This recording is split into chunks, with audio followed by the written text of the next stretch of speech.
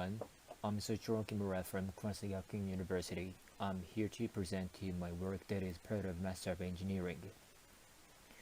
I'm going to talk about a little bit BTF prediction model using the unsupervised learning.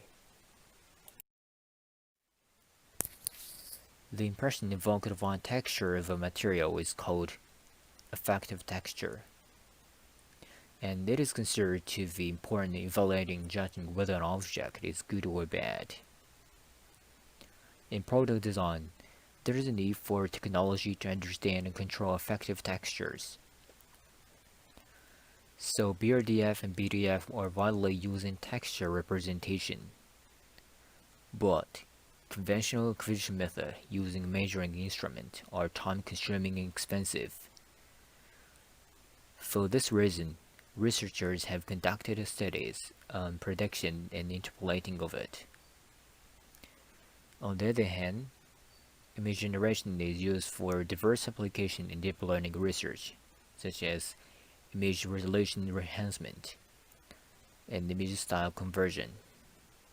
It has also attractive attention in texture representation because of their expensive power and generation accuracy. So we propose a BTF prediction model using DNN as a first attempt to generate a texture based on affective texture perception. Literature proposed PREDINET as a learning model for time series data. The model is based on predictive coding theory, that is, minimizing the error between the correct answer and the prediction, and can predict the video data. Based on this model, Watanabe et al. Performed a perceptual reproduction of the snake rotation illusion. From this, we considered PREDINET to be able to predict the affective texture as well. So we applied PREDINET to predict the change in texture with the change in viewpoint angle.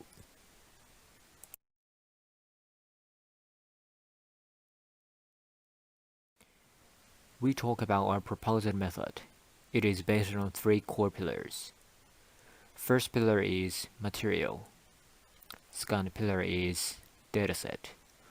Third pillar is training.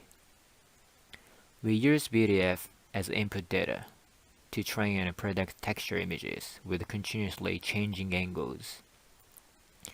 The model takes a real image and predicts 1 frame ahead. The table on the left shows measurement materials. We set material condition for specular and diffuse reflective properties, regular and irregular patterns. We use textile, wood, and paper. In the presentation, we will use the material circle in red as representative materials for its conditions. The table on the right shows the measurement method and obtained images. We created a series of texture images with continuously varying viewpoint angles as the dataset used in our method. There are 2 steps to create. The figure below shows how it is created. First step is sampling at 2 intervals so the changes in viewpoint elevation angle are continuous. Second step is creating our set of 10 seed as a set.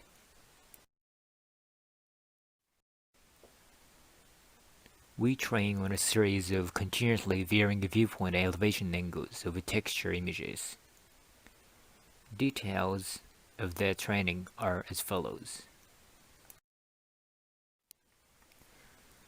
To evaluate the BTF prediction, we calculated the similarity between the measured and predicted images. We used SSIM for evaluation. The result on the right shows that each condition is well predicted. In condition A and C, the model predicted the irregular patterns well. In condition B and D, the model predicted the regular patterns well. In condition C and D, the model predicted the specular reflection. The table on the left shows the SSIM is generally high. However, in the specular reflection condition, we see a slight decrease in the SSIM. To investigate this factor, we graphed the SSIM for each angle. In the upper left graph, the horizontal axis shows their viewpoint elevation angle. The vertical axis shows their SSIM value. We compared for different conditions from A to D.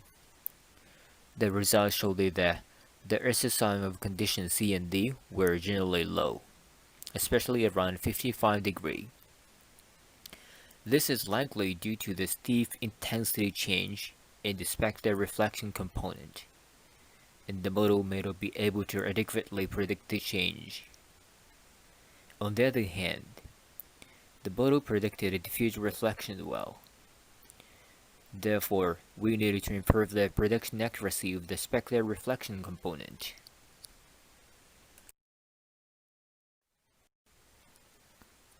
That's all for my presentation. Thank you for your attention.